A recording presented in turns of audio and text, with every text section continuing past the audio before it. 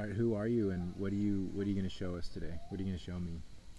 My name is Ashley Beasley, and I'm here to show you a breath practice or pranayama called Kapalabhati Breath. Okay, so what's that going to help me with? So Kapalabhati is an amazing breath practice to do for many reasons.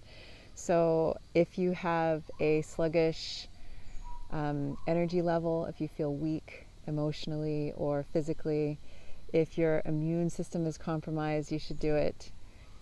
If you feel cold, anytime in the morning or throughout the day, if you just feel tired and you want to pick me up, it's good to do. Also, if you feel like your sense of confidence or self-empowerment is compromised, it's also a really good thing to do because it focuses on the solar plexus, which is the center for all of that stuff.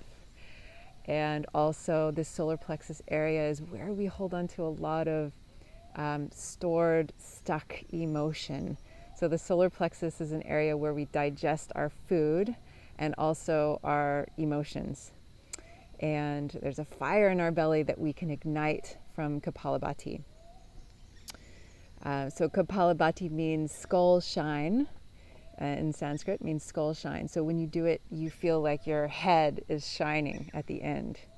And there are a few different ways to do it, and I'll just show you one way. But if you look on the internet, you'll see a few different ways to do it. But this is the main way that I practice it, so I'm going to show you how to do it today. So a couple of contraindications is if you're pregnant, you don't want to do it, or you need to check in with yourself or your midwife or your doctor before you do it. Also, same if you're menstruating. If you're menstruating, you're a woman, you're bleeding, it's not good to do. So just check in with yourself if either of those two things apply before you do it. Okay, so we're gonna get started. So I have as you see, I have a crop top shirt on, so you can see my belly, and that's because the Kapalabhati breath involves pumping of the stomach. So actually, the exhale is going to be active, and your inhale is going to be passive. So you're not going to be actively inhaling, you're just going to be actively exhaling, and the inhale is going to happen naturally. So this idea of pumping the stomach, you're going to feel like you're going to expand your stomach. When it comes out, your stomach expands. And that's like the passive inhale. When you passively inhale, your stomach's going to expand. And when you actively exhale, you're going to draw in your belly, your lower belly, in and up really strongly. So it looks like this. So this is a full belly pressed out. And then when we pump it in, it's going to go like this.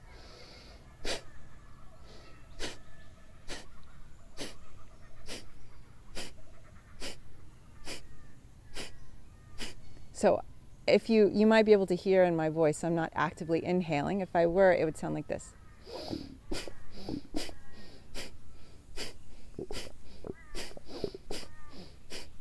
But I'm not. So it's going to be quieter in the inhale than the exhale. So it sounds like this.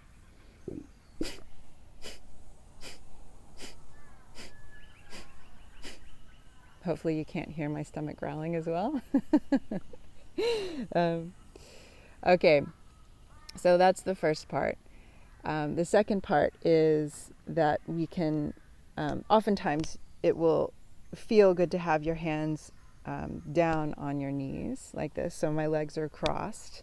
This is an easy way to do this because the belly there's a lot of space here for the belly to move in and out. So if you're on your knees, there might be not as much space in your hips and your belly to do this practice. So I will usually do it with crossed legs and a pillow underneath my hips, just for comfort.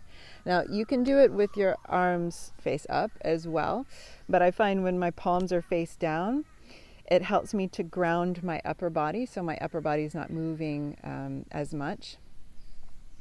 And the only thing that's basically moving is the stomach. So when you first start, it might feel awkward, but with time, practice, it gets easier and more smooth. So a couple of things you want to just notice is if your shoulders are tensing up, relax them.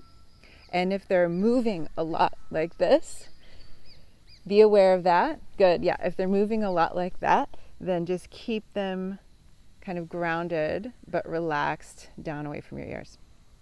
So we're going to try a couple of rounds together. The next thing we want to know also is that we're going to start with, let's start with 10 rounds, 10 belly pumps.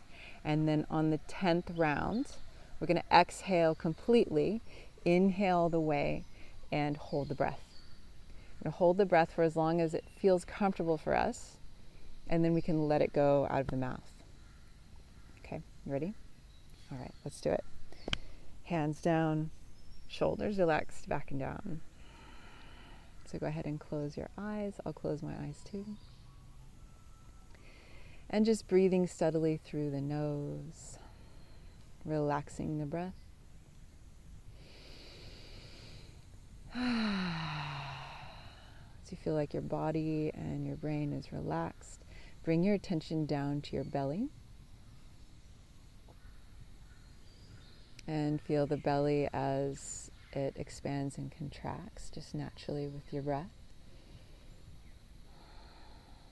And then closing the mouth, only breathing now through the nose and the nostrils. Go ahead and begin. Inhale and exhale, pump.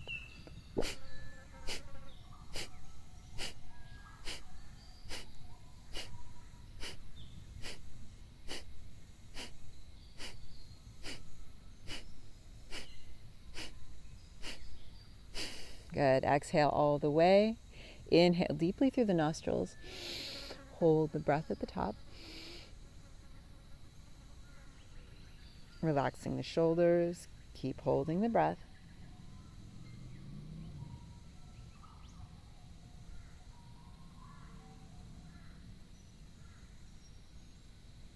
And exhale. Release. And keeping the eyes closed, just notice the effects of that pranayama. And you can focus between the eyebrows to keep the energy moving up into the third eye.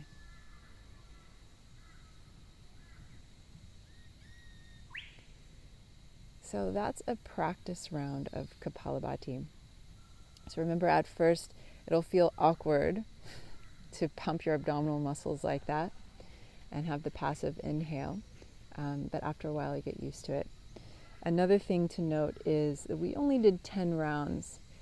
And typically, to get a full effect of this breath practice, you want to do, let's say, 3 rounds between 60 and, let's say, 220 stomach pumps per round.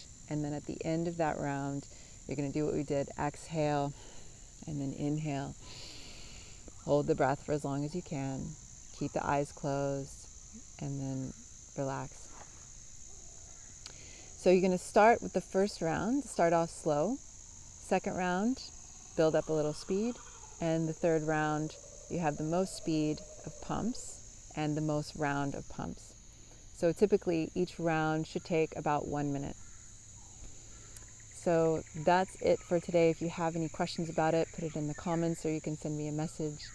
And we'll do another video with a practice round and a lot more information in the comments about the effects of Kapalabhati. Thank you.